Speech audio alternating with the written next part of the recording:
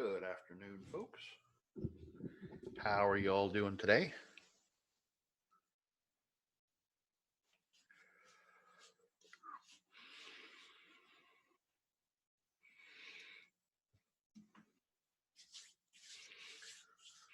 Other than quiet and shy.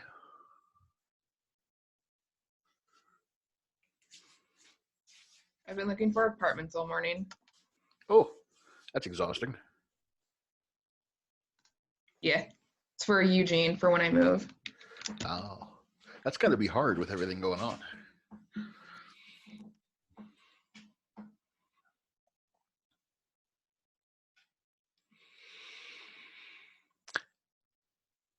Everyone else doing all right?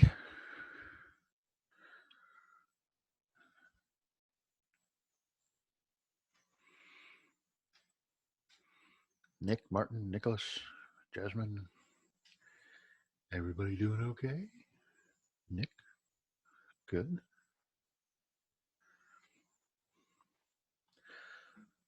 So before we dive into this question and questions like it, hopefully you guys have had a chance to look over your tests. Is there anything from those that you want to look at or ask about while we have the opportunity?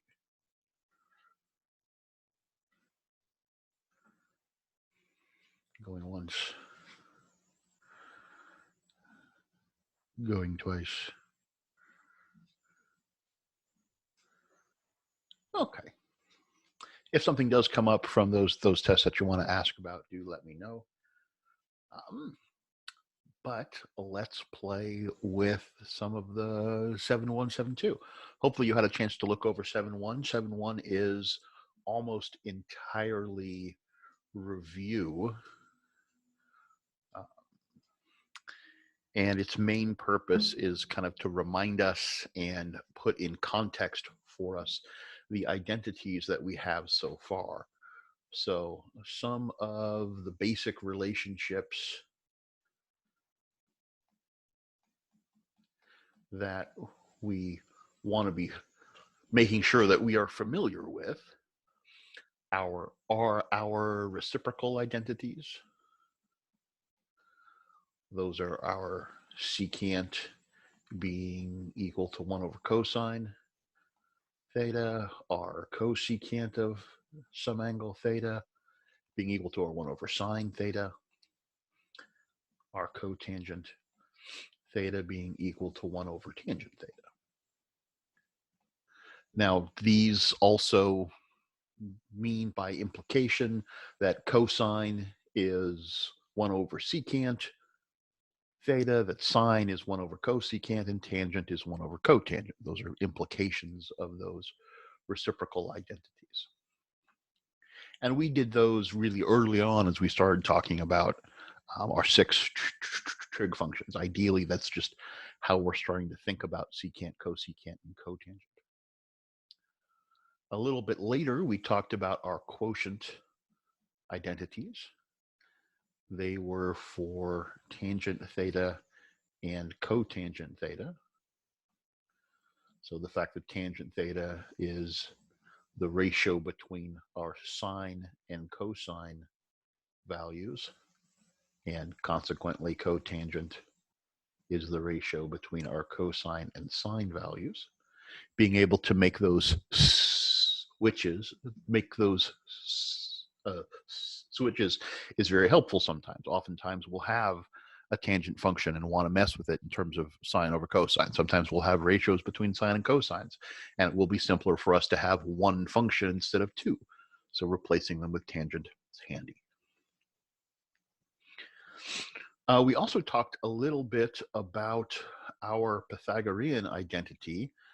I think we mostly talked about it in terms of just the sine and cosine version, but to remind you that the square of the cosine value plus the square of the sine value was equal to 1. This was a consequence of our definition for sine and cosine on the unit circle. If the cosine is supposed to be our x value on the unit circle and the sine is our y value on the unit circle, then x squared plus y squared equals 1 is all points on the circle. So this is just an implication of that definition. And if you look at any of the values we know for sine and cosine, if you imagine, say, let theta equal pi over 6, then the cosine squared of pi over 6 plus the sine squared of pi over 6, that had better equal 1. We get the square root of 3 over 2 squared plus 1/2 squared, which would be, I don't know, what, 3/4 plus 1/4, which is 1. So should work. If you remember where we computed that square root of 3 over 2, we actually reversed that process. So hopefully it seems reasonable. Essentially, it just says the Pythagorean theorem should hold on our circle. Now, this is often referred to as the primary Pythagorean identity. We do have a couple of others. For example, if we divide each side of this by, say, cosine squared, if we divide by cosine squared on each side, distributes to each term, and we would end up with another identity. Cosine squared divided by cosine squared is 1. Sine squared divided by cosine squared, well, sine divided by cosine is tangent. So we'd be left with 2 tangents there, so tangent squared equals secant squared. So that's a secondary Pythagorean identity. Comes up fairly often, particularly in inferential calculus. Doesn't come up as often, but we could certainly similarly divide both sides by sine squared. It's going to distribute again to all the terms. And we would get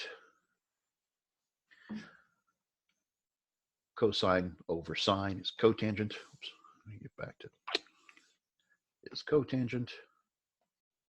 Squared theta plus sine over sine is 1. Squared is 1 equals cosecant. So cosecant squared theta. So those are sometimes thought of as our secondary Pythagorean identities. As a group, they're often just the Pythagorean identities. So those are all tools or identities that should be in the background of the tools that we've looked at already. And what we want to start doing with those is we want to start manipulating those and using those to be able to manipulate algebraic expressions and equations containing our trig functions.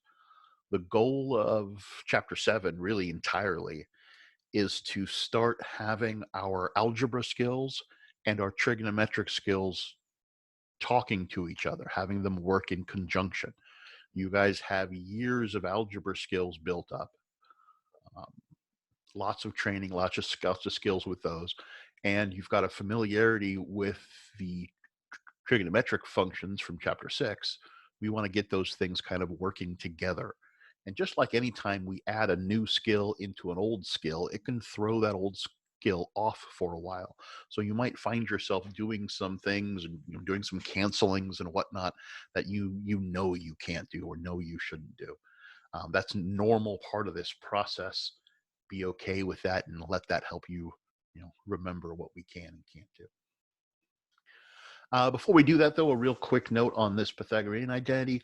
All of these identities are manipulatable under the rules of algebra, just like we got the secondary Pythagorean identities by dividing both sides of the equation by the same thing.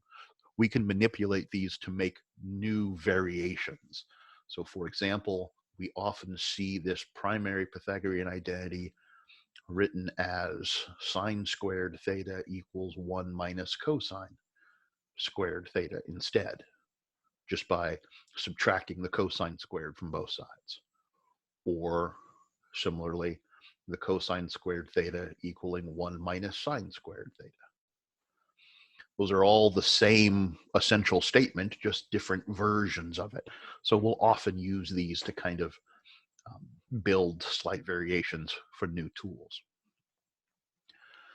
I think when this tool originally came up, Felix, you asked about, could we use this to find values for sine and cosine?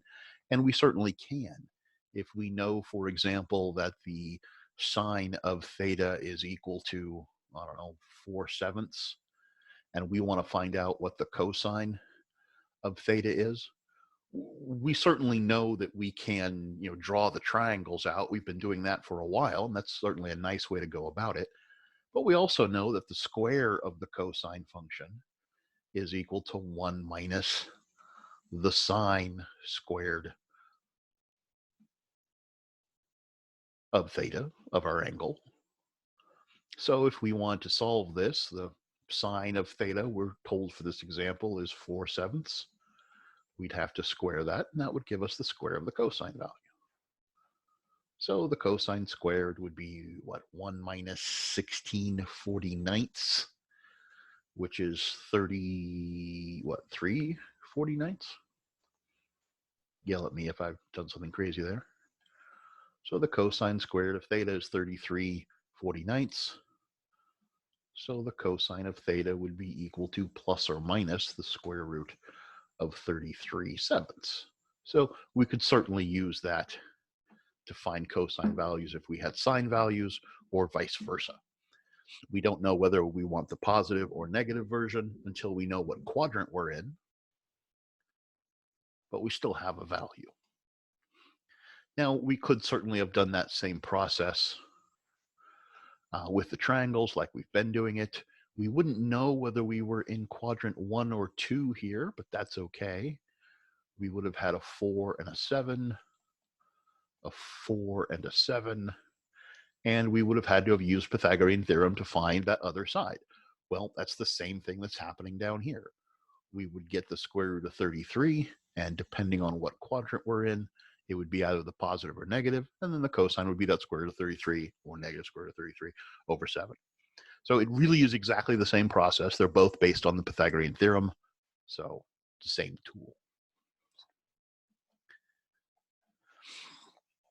I know that was a lot fast, but again, ideally, we've seen all of these tools.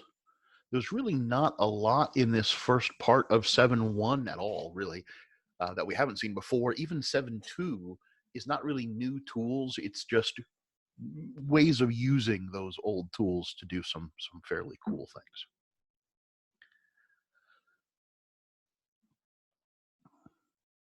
By the way, since I've got you here, you do have these lists on your note sheets.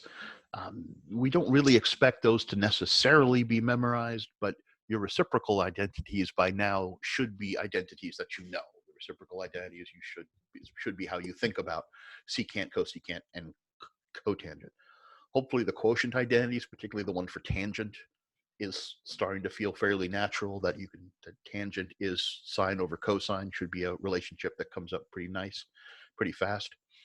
These secondary Pythagorean identities, the tangent one and the cotangent one, you don't necessarily have like off the top of your head all the time, but you want to keep in mind that there's a relationship there. You want to keep in mind that when you see tangents, particularly squared tangents, there should be that little bell in your head that goes, isn't there a relationship with that? And you go look it up.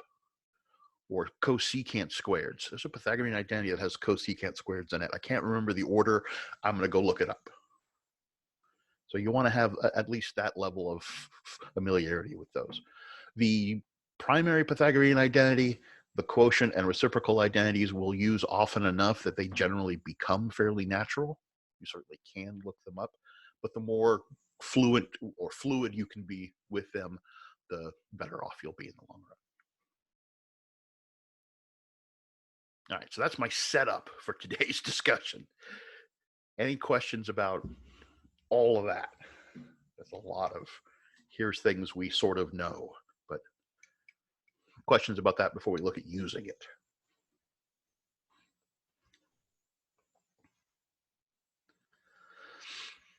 All right, so the first thing that we want to do in 7.1 and 7.2 is get used to using these trigonometric relationships in conjunction with our algebra tools. So for example, if we had, I don't know, say 3 plus x to the fourth plus x squared over, I don't know, even just x squared.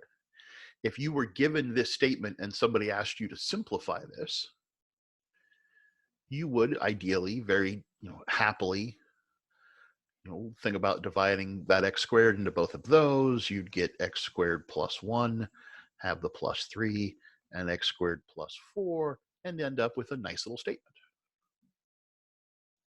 right? The idea of this section is to get to the point that when we see something like this simplify statement over here, we do the same kind of thing. We go, okay, what tools do I have both in algebra in terms of canceling and manipulating, and in terms of my trigonometric rules, all these identities and relationships? What tools do I have that might simplify this nicely? So there are lots of ways we could start working on any of these, just like the problem that I had over here. What was it? Was it 3 plus? Might have been 3 minus. X to the fourth minus x squared over x squared. We certainly could have started this problem by getting common denominators instead. That would not have been an unreasonable thing to do. We'd have had x to the fourth minus 2x squared over x squared, and then that x squared would have divided in. Same idea, just a different order. Somebody might have gone, I don't want to do that, and said, why don't we factor an x squared? And ideally, you guys would have said, sure, fine, factor an x squared. X squared minus, I think it was a plus, wasn't it? That doesn't matter. Plus x, plus 1, all over x squared, then cancel those and get the 3 plus x squared plus 1. So there's lots of different orders in which we could approach a simplification like that. Same thing over here. Lots of different ways we could look at this and lots of different ways we could try to approach it. We might start by looking at the fact that we've got a subtraction going on here. So we might think, hey, let's build some common denominators. That would not be unreasonable. So we could start with common denominators. We might notice the tangent squared and the secant squared. Tangent squared and secant squared shared a Pythagorean identity. So we might go, hey, let's look at those Pythagorean identities, make some substitutions, and see if anything's going to be helpful. We also recognize that the tangent tangent has a quotient identity, secant has a reciprocal identity. So looking at our reciprocal and quotient identities might be a good place to start with this problem. Any of those are perfectly fine. We just got to pick, hey, what tool do we want to start using to manipulate this, and see what happens when we do. So I'm going to let you guys choose. Do you want to look at method 1, method 2, or method 3? Which way do you want to start approaching this problem? Common denominators, Pythagorean identities, or reciprocal and quotient identities?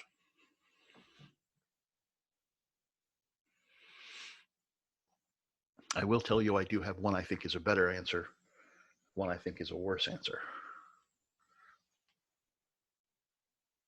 And of course, the worst answer is the one that's the most common answer, unfortunately. So no pressure, no.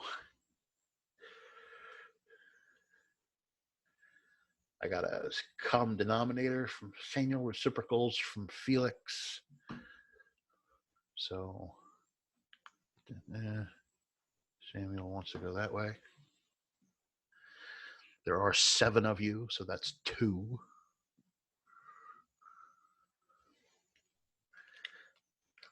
The best thing about this is, we might be able to give value judgments on one being better or worse for any particular reason, but the nice thing is they're all right ways to approach it. So there's no wrong answer here, other than no answer at all.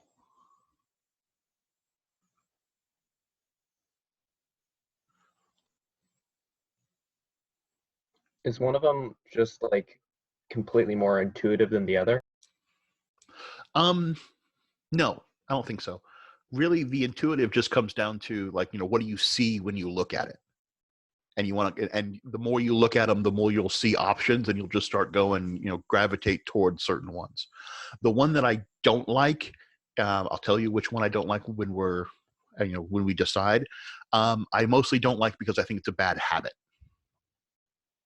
Not even that it's particularly bad for this problem. I think it's actually good for this problem, but it's a bad habit in general because it's restrictive of tools. So,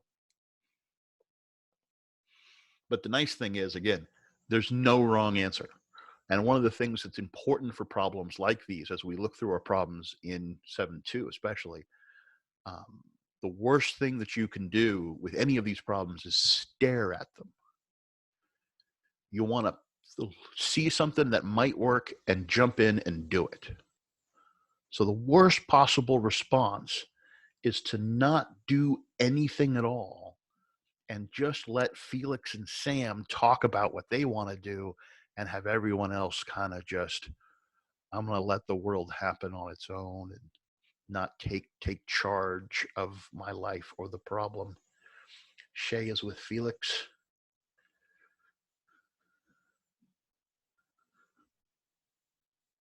In some ways that's the one I don't like, but in some ways it's also a nice one for this particular problem. So it's got pluses and minuses. They all have pluses and minuses, both benefits and not benefits. Jasmine, Nicholas, Nick, Martin.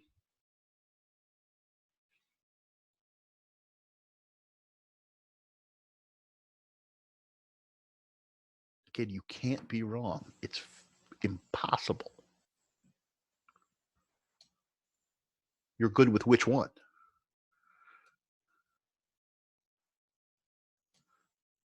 Of the three approaches?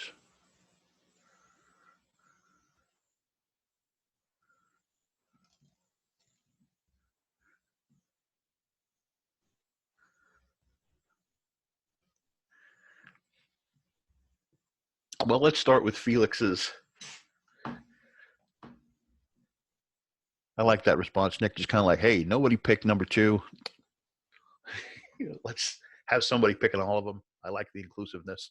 It's also a nice tool in this. So let's go ahead and do all of them real quick. None of them take very much time. So let's start with that reciprocal quotient identity because that was popular with Shay and Felix. So the quotient identity and the reciprocal identity. Let's start with that reciprocal identity. So 1 minus, I'm going to leave that tangent squared there for a second.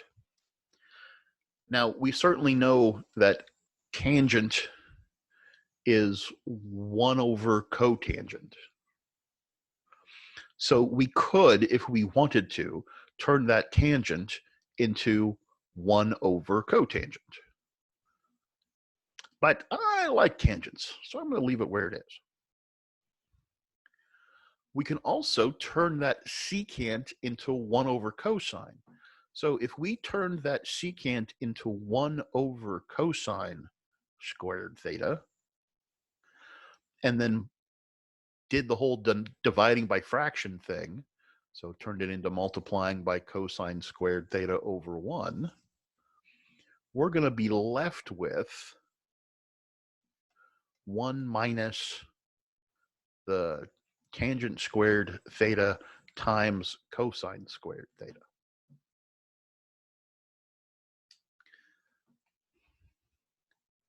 So this is actually a pattern that I want us to become comfortable with as quickly as possible.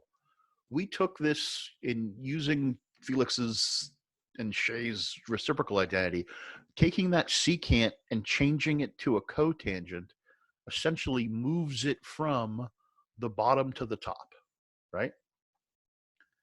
That 1 over cosine multiplying by the reciprocal brings it up on top.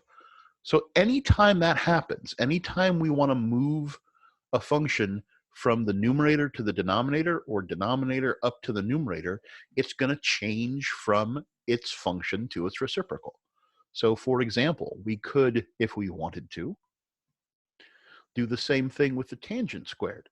Take the tangent, pull it down to the bottom, it'll become a cotangent, and there's two of them, so it'll still be squared. So we could apply the reciprocal identity to both of those if we wanted to, and just pull them up and down, changing them each time we do.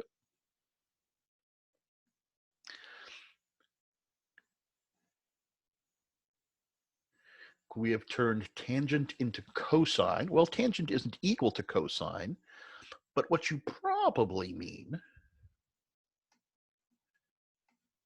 is recalling that tangent under its quotient identity is sine over cosine. And again, since there's two of them, these will be squared, multiplied by cosine squared. Since tangent has a cosine in it, multiplying them together there, well, what is cosine squared divided into cosine squared?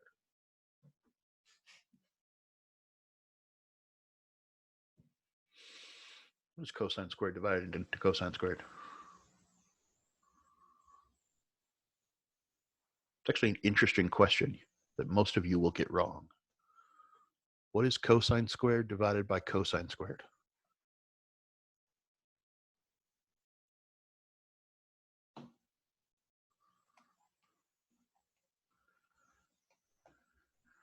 Cosine squared theta divided by cosine squared theta. What is that equal to? I'll give you a hint. Helix is wrong.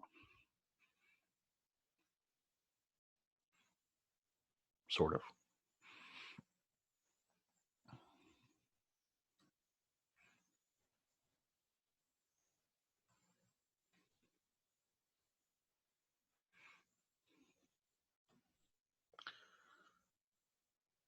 Samuel, 0. No. But if you have to pick something other than 1, I can understand why that would be the choice.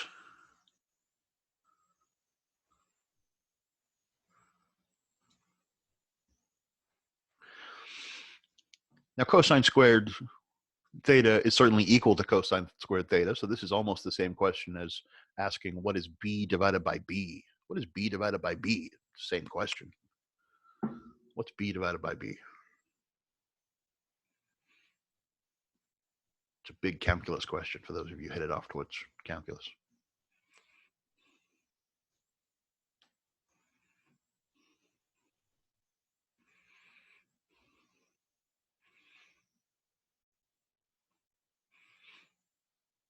Anybody want to propose a more complete answer or defend one of the other two or have an input here?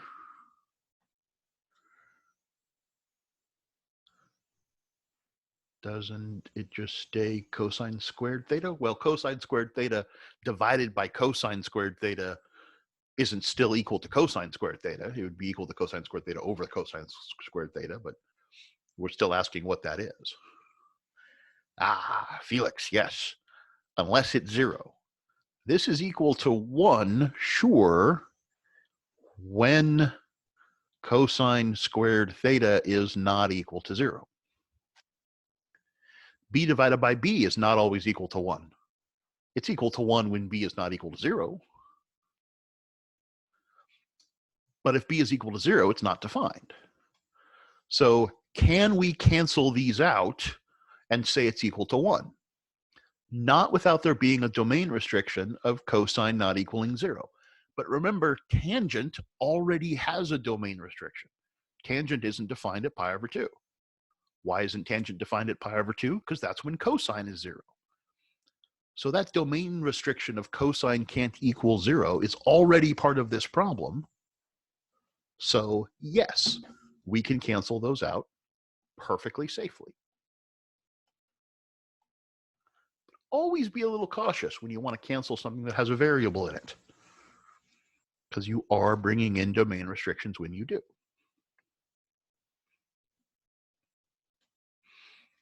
do be careful. Again, that is one of the big problems with calculus. You'll be asked to cancel stuff out all the time, but wait, you're canceling it out when it's equal to 0. And when it's equal to 0, you can't cancel it out because it's undefined.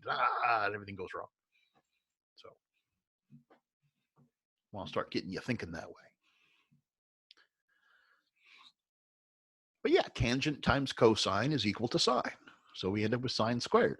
What about 1 minus sine squared? Can we do anything to simplify 1 minus sine squared?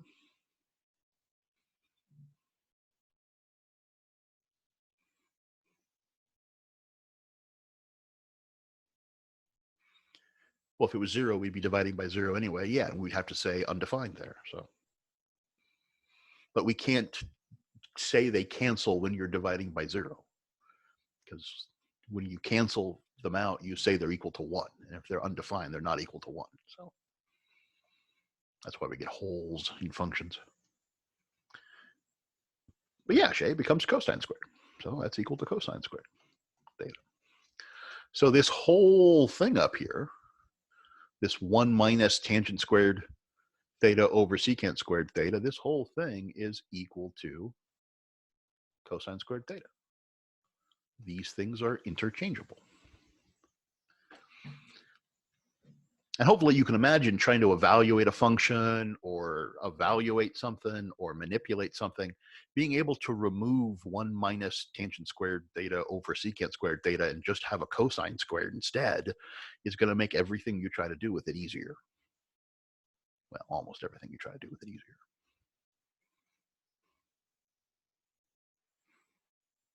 So we're using some algebra skills there, are dividing by reciprocals. We're using the whole cross canceling when we multiply. We're using a couple of different identities. There's all kinds of tools, algebra tools floating around in there to be able to mess with that and turn it into something nicer, smaller, simpler. And that really is kind of the basic goal of this section, is to get used to being able to manipulate these things and kind of throw them around in ways that we like. Let's work from the bottom up. Nick, you said number 2, the Pythagorean identities. Looking at this thing and recognizing, hey, I got a tangent squared and a secant squared, and we know there's a relationship between those. We know one of the Pythagorean identities says something about that. So let's go down to the Pythagorean identities and grab that. So we know from down here that 1 plus tangent squared is equal to secant squared.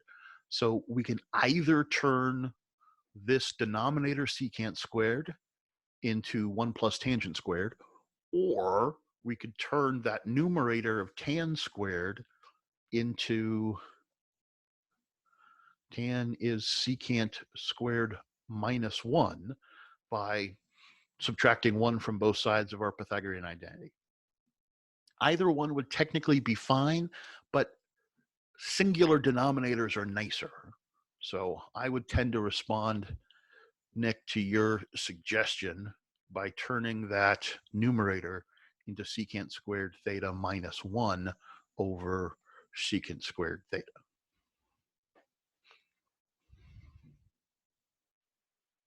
Again, just using that secondary Pythagorean identity. That seem like crazy talk?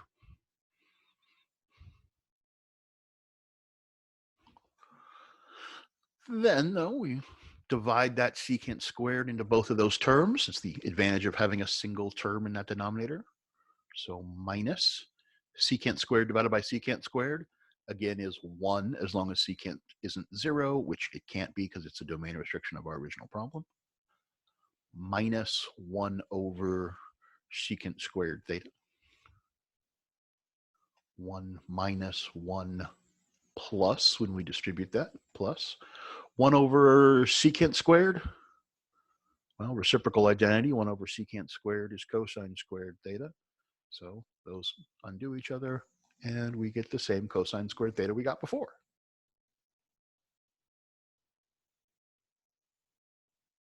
So again, perfectly reasonable way to approach it. And frankly, anytime you see squared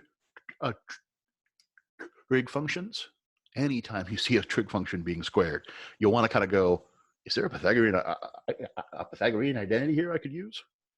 Because often they're handy. So, Nick, yeah, very nice way to approach that problem. Sam, you looked at common denominators. I like looking at common denominators in these problems. So let's say we got common denominators. That would be secant squared theta over secant squared theta. Why do I like looking at common denominators? Because they allow us to subtract and turn the problem into one term instead of multiple terms. And I'm trying to get this thing simplified down into as few terms as possible. So doing things like performing the subtraction is often really handy. And to perform the subtraction, we need common denominators. Okay, so now we have common denominators. So that's going to be secant squared theta minus tangent squared theta all over secant squared theta. Well, now if we tried to do what we've kind of been doing and divide that secant squared up into both of them, well, that would get us back where we started. So I don't want to do that. So what about secant squared minus tangent squared? Well, secant squared minus tangent squared, that kind of looks a little bit like that Pythagorean identity. If we subtracted tangent squared from both sides, secant squared theta minus tangent squared theta would equal 1 over secant squared theta, which is, of course, again, cosine squared theta.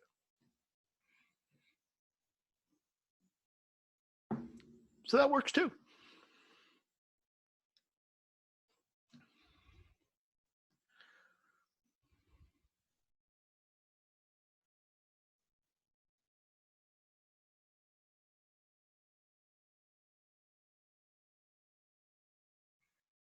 Fair? Again, the goal of this section is to get comfortable with essentially tossing these things around, manipulating, seeing what our options are, and kind of throwing stuff around, trying to make them into, things that are handier for us, to try to make them smaller, make them easier to work with, make it easier for us to solve, manipulate, integrate, differentiate, all the tools that we're going to use on these trigonometric functions.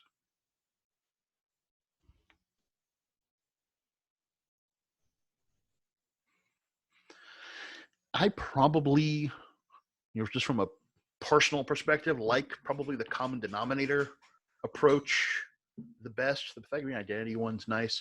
The reciprocal and quotient identity for this problem is particularly good. I won't argue that at all. But I want to caution you as you do these. It's a very common thing for people to want to just take all of the functions and turn them into just sines and cosines. If you turn the tangent into sine over cosine and the secant into 1 over cosine, things, because it's only sines and cosines, you can simplify things a lot. And that worked when we did this problem the first way. Looking at that as sine squared over cosine squared over 1 over cosine squared. So we could then say, hey, that's sine squared over cosine squared times cosine squared over 1, and canceling those to get the sine squared that we could then apply the Pythagorean identity to. That worked out fine.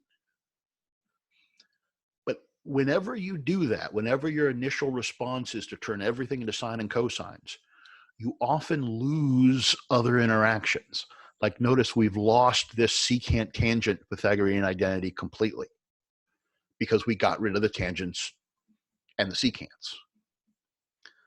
So I want to just kind of say, don't necessarily jump to turning everything into sines and cosines. It is a technique. It's often, if I can't make anything else work or I don't see anything handy, I'll start turning things into sine and cosine, sure. But look for those other relationships. Look for the secant and cosecant Pythagorean identities. Look for other things that you can do, because it's often a couple of less steps and sometimes just a lot easier and more elegant of a path than turning everything into sine and cosine and kind of brute forcing it out. Does that make sense? So it's not that it's bad, it's just as a habit. Like oftentimes if you ask the tutors over in the tutoring center, and you guys know they have Zoom tutoring center time now, if you want to take advantage of that, often the Zoom tutors will just instantly turn everything into sine and cosine.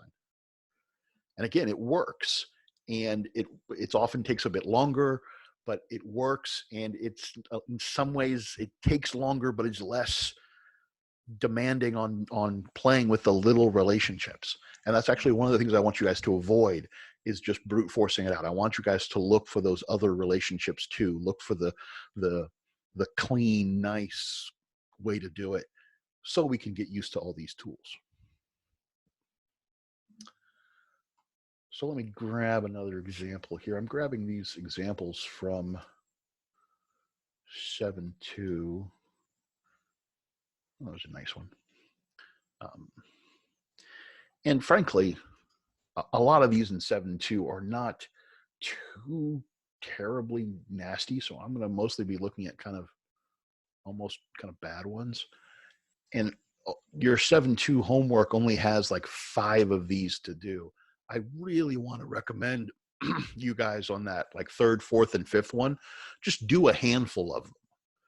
You know, do one and then say, give me another one of these, and do another one, give me another one of these, and do another one of these. If they end up taking you a while to do, then getting that practice is probably good. If you're comfortable with it and it's something maybe you don't need to practice it that much, you should be quick and fast enough with them that you can bust out like 10 of them in 15 minutes or so. Maybe 15 minutes is short for 10 of them, but so you want to make sure you're putting some time into practicing manipulating these. So like the other one, our goal here is to manipulate this, to simplify it down into preferably a single trigonometric function. Maybe in terms of sine or cosine, maybe not. Your text likes to push things in sine and cosine, that's fine.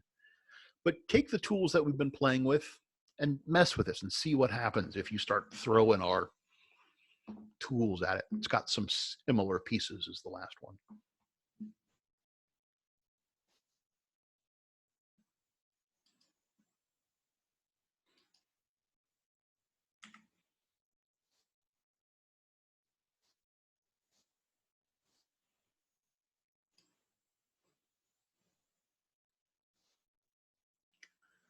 There's not a big variety of these on your homework. It's really unfortunate.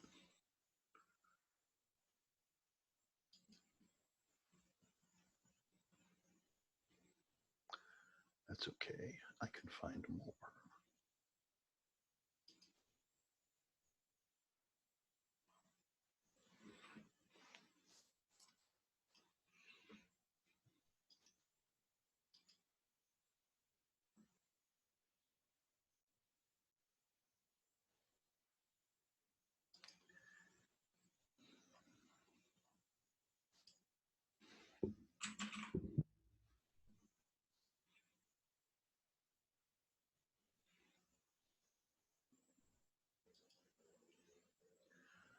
I'd like to add like 20 of these onto your homework, but that would be probably unpopular.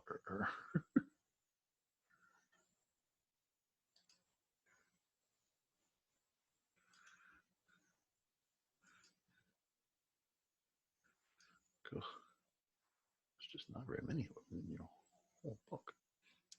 Ooh, I could go to your other book. That'd be fun.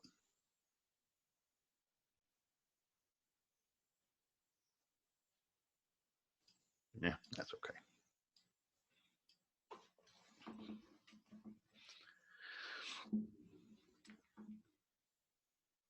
So anybody want to give a suggestion for a way to start this question?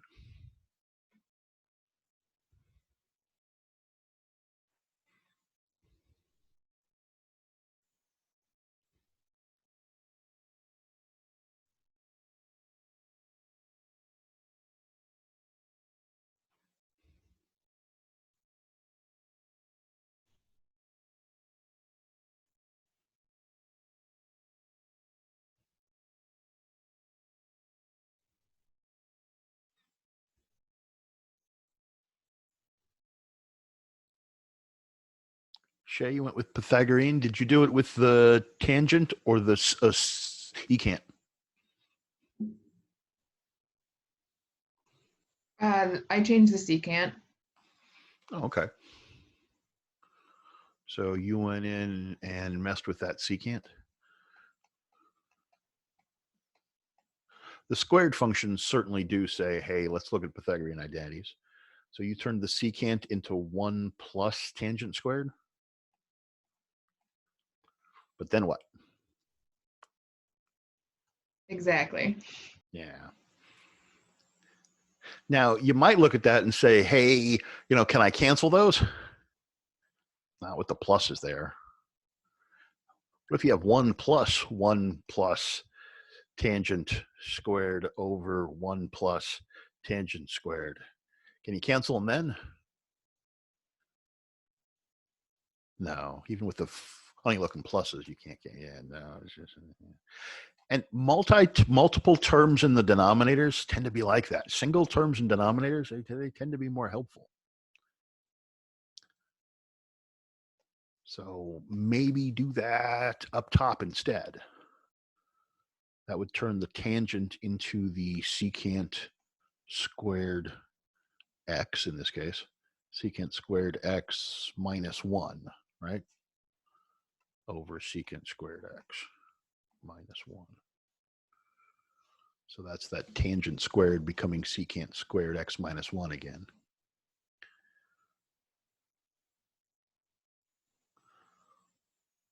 Just let the 2 be a 2. Well, what's the 2 going to become now?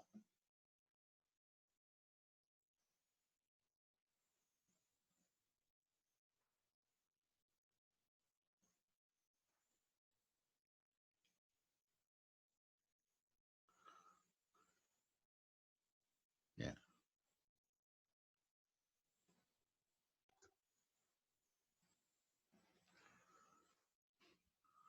Well, if we've got, go ahead, Shay. Wouldn't it just, you would distribute that, so it'd be 2 secant squared x minus 2? Well, those aren't multiplied. Really, those parentheses aren't doing anything. It's just 2 plus secant squared x minus 1 over secant squared x all minus 1. So that 2 minus 1 just turns into a 1.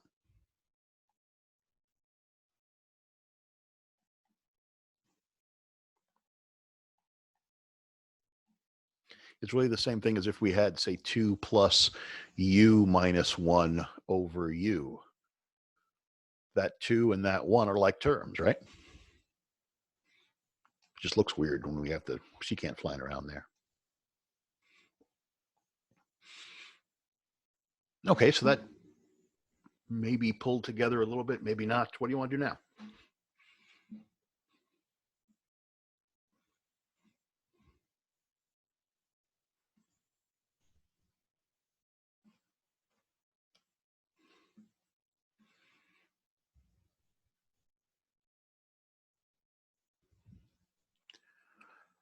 Now, Sam, I'm going to pick on you here a little bit. I know you don't mind. I know you're tough. What you're doing right now is absolutely the wrong thing to do with these problems. You know what that is?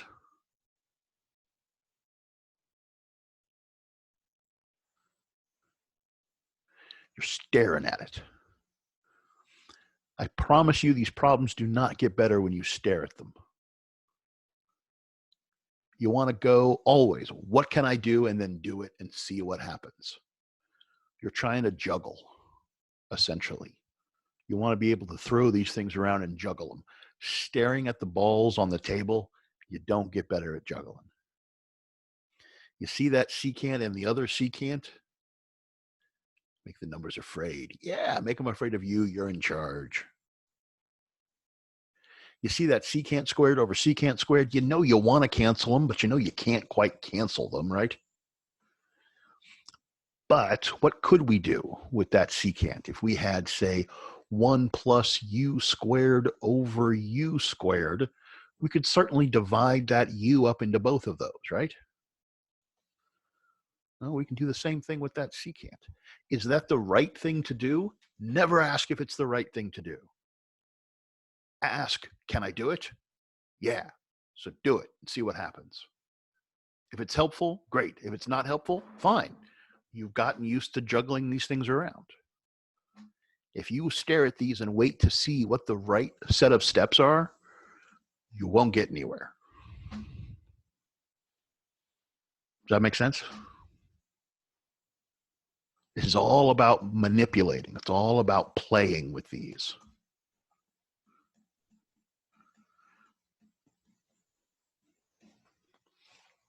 They won't all equal cosine squared, by the way.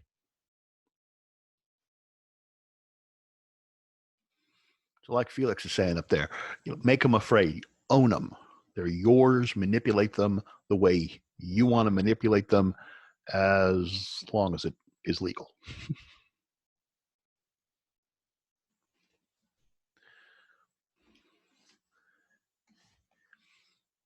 Give you another little fun one before we go here.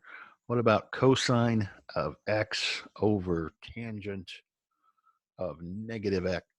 Negative x. I want negative x. Technically, I should say the opposite of x, because we don't know whether x is positive or negative, plus the sine of the opposite of x.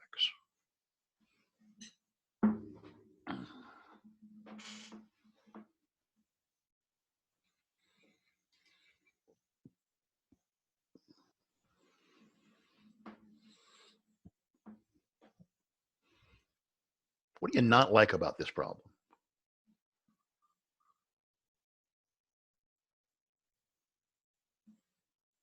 It's a good general theory of how to handle math problems. Look at the problem and decide what you don't like. When I wrote that out, what were you like, in response to? Was it the plus?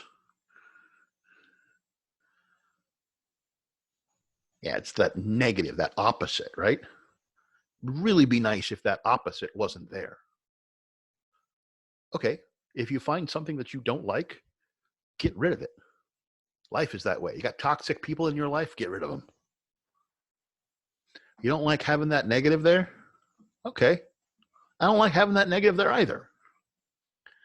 But you might remember that tangent is an odd function. Remember tangent looks like that, right? And all the sweeps. It's an odd function. Whatever happens on the positive side is the opposite of what happens on the negative side. F of the opposite of x is equal to the opposite of f of x. You change from a positive angle to a negative angle, and all you do is change the sign of tangent. Now that negative is in a much nicer place. What about sine? Is sine even or odd?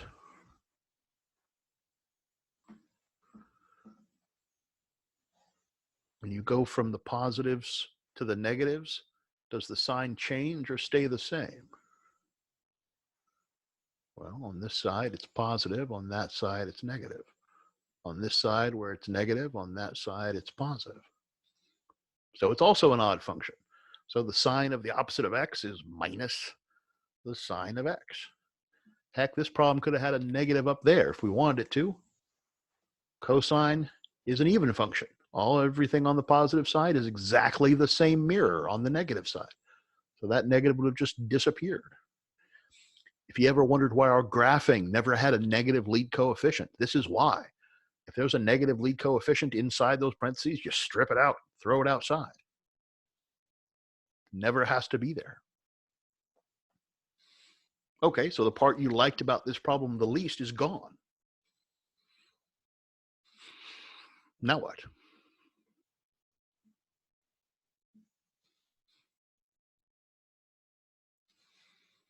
Now you might not like having that negative down there, so okay. Get it out from down there. Put it up there instead.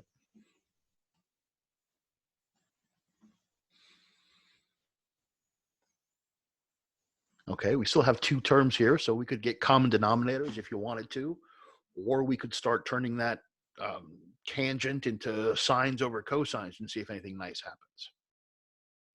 Which of those do you want to do? I know you guys have to go, so I'm going to pick for you.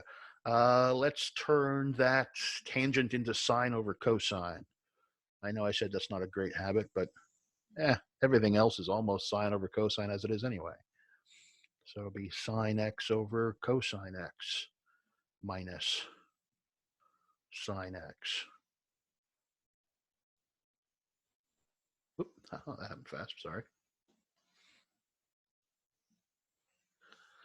Okay, so that's going to be negative cosine x multiplied by that thing's reciprocal. Cosine x over sine x minus sine x. Or the opposite of cosine squared x over sine x minus sine x. Okay, I got squares now and a sine, but I don't have tangent. Maybe that's helpful, maybe it's not, but that subtraction still wants to happen. So let's get some common denominators on that. It would have to be a sine. So I'd have to multiply top and bottom of that by sine. So it would give us sine squared x over sine x. That would give us the opposite of cosine squared x minus sine squared x all over sine x. Well, gosh, the opposite of cosine squared x minus sine squared x. I know cosine squared theta plus sine squared theta is supposed to be equal to 1, but these both have negative signs in front of them. Well, what if we factor it out? Factor that negative out, and you'll have cosine squared x plus sine squared x over sine x. Cosine squared x plus sine squared x is 1, so that's negative 1 over sine x, which we could either leave like that or say is negative cosecant x.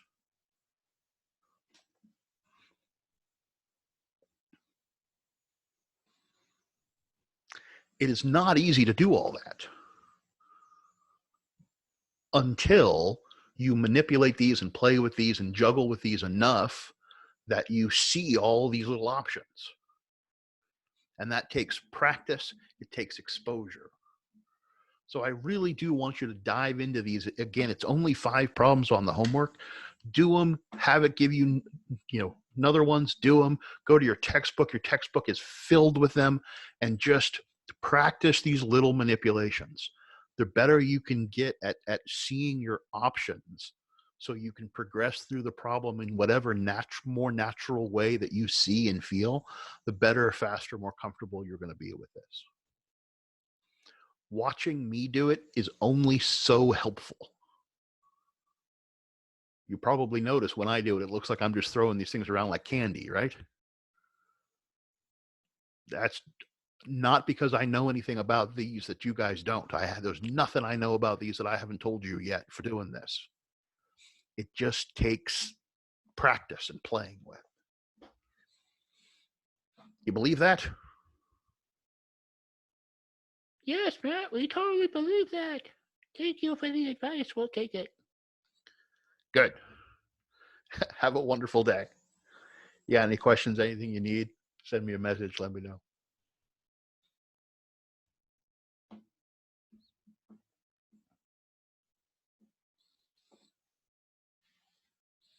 You're very welcome, Sam. Thank you for allowing me to use you as a picking on example. The close family has always been very handy for that. If you see Tom, say hi for me.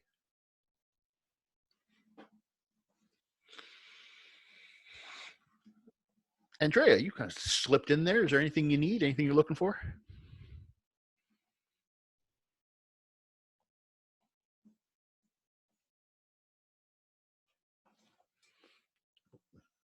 think I closed my chat.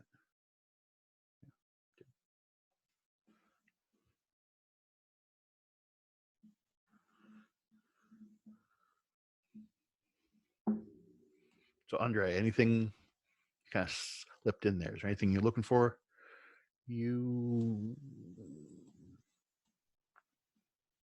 Anything I can do for you?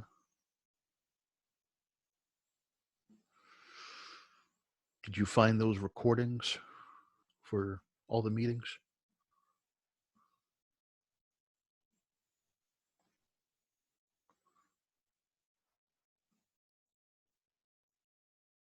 We normally start at 1 o'clock.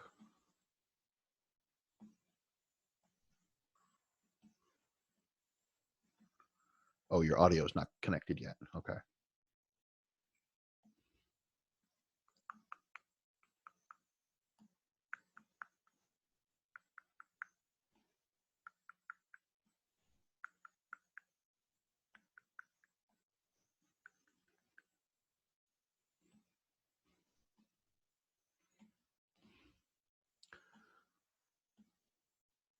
So, Andre, you worked your way in there. Is there anything I can do for you? Anything looking for? Any questions you got? We're just finishing up here, but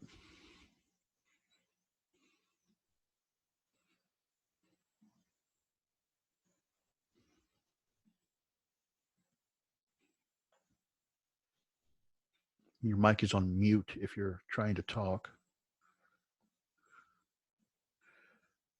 You can also pull up a chat if you go up to the menu. I think it's on your view, should be on the bottom, has a little menu has a little click for chat.